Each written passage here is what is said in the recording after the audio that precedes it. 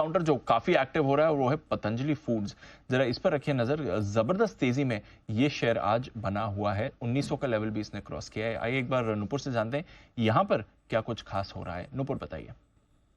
बिल्कुल, पतंजलि के स्टॉक में काफ़ी तेज़ी देखने को मिली है और पिछले 1 महीने में जब से वो नॉन फूड कारोबार की खबर आई है, उसके बाद से लगातार स्टॉक में तेज़ी बनी हुई है।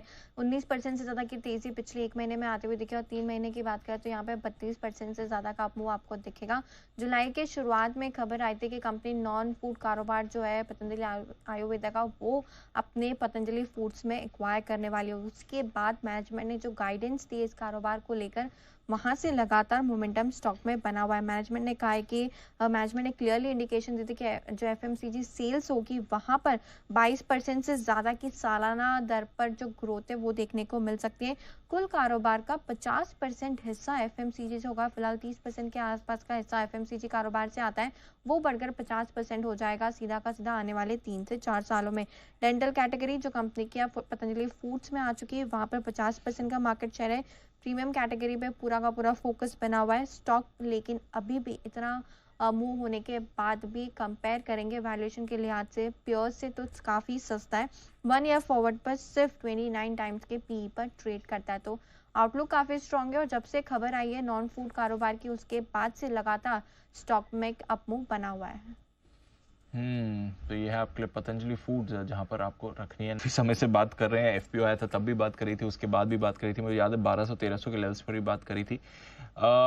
इलेक्शन डे के दिन जो काउंटिंग डे था उस दिन ये गिरा था, 1200 के आसपास के लेवल्स का गया था। वहां से अगर देखें 50% की रैली इस काउंटर ने उस लो से कर ली है सर। यही होता है कि जो इन्वेस्टमेंट वाले स्टॉक्स उनमें आपको होल्ड करके रखना पड़ता है। ये पता नहीं होता कि किस वक्त कब चलेंगे। अब आप देखिए सारे एफएमसीजी स्टॉक्स चल रहे हैं। जी। होता है कि चर्चाएं होती है लीवर, ब्रिटानिया और कोलगेट की होती है, पतंजलि की होती नहीं है। जबकि पतंजलि चुपचाप आपको बढ़िया रिटर्न देके जा रहा है। राइट।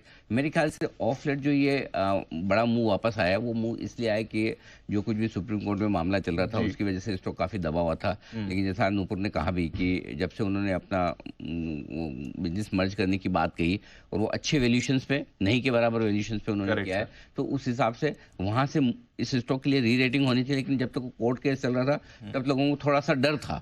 जैसे उसका डिसीजन आया उसके बाद से आप देखिए स्टॉक में बढ़िया तेजी बनती दिख रही है।